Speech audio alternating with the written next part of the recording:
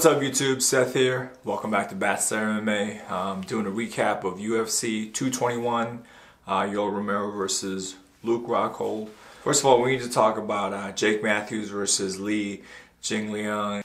You know, in the second round, Jake Matthews had Lee in a guillotine basically, and you know, it looked like it was very tight. It looked like Lee was about to tap out until he actually put his two fingers, I think it was actually his two left fingers, in Jake Matthews' eye, and he started digging. And that's actually, you know, that eye gouging is, first of all, it's illegal, but that was one of the most brutal things I've seen. I mean, the referee should have stopped the fight right then and there. You know what I mean? He should have stopped the fight and DQ'd his ass right then and there, because that is, you know, it's not like a low blow. You know, when you throw a low kick and you accidentally catch him in the cup, or if you're fighting, you kind of stick your hand out and you eye poke him. I'm sure, I mean, if you ever done jiu-jitsu, if you ever gotten choked, it's a terrible feeling. You know, you're panicking, you don't know what to do. But I've never gouged someone's eye when I got put in the guillotine. And I've got put in the guillotine 100 times. You know, I put other people in the guillotine and no one's ever come close to my face or touched my eye like that. So I think, you know, it was a terrible move, honestly. And I don't know, I'm not saying he did it intentionally, but he did have his hand out there, his two fingers out there, sticking in Jake Matthews' eye, and he was bleeding. Like, it looked really bad. I thought he's gonna do some serious damage, because he was bleeding a lot from that eye. And I mean, he was like knuckles in deep, man. That was just nasty to watch. And the referee, you know, this is what really kills me. The referee doesn't do anything but just put his hand away. He literally just kind of just took his hand away and just says, that's it. I mean, that was one of the most brutal fouls I've seen, you know, and that fight, in my opinion, right then and there should have been stopped, okay?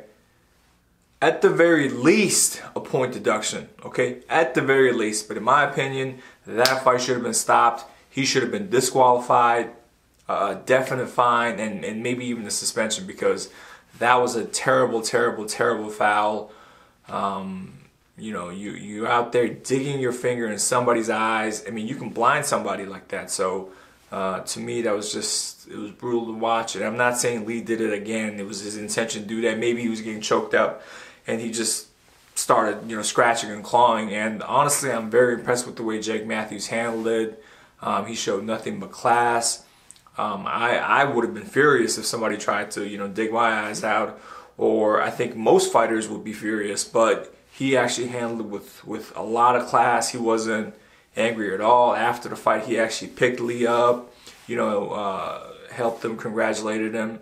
He was asked about it, and again, he had a chance to like bury Lee and just say, oh, he's a dirty fighter, this and that. He didn't do none of that. He handled it with class. So definitely very impressed with Jake Matthews. I think he definitely earned a lot, not only with his performance, it was a dominant performance since he moved up to welterweight, but really just how he handled the whole situation. Again, this was one of the most brutal. It was hard to watch, it really was.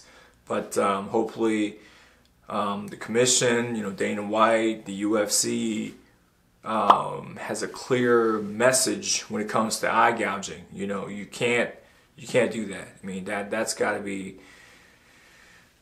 There's no warnings, basically. I mean, there shouldn't be second chances on things like that. I mean, eye gouges is terrible. So hopefully we learn from this, and I hope we don't see this ever again in the UFC or in mixed martial arts, period.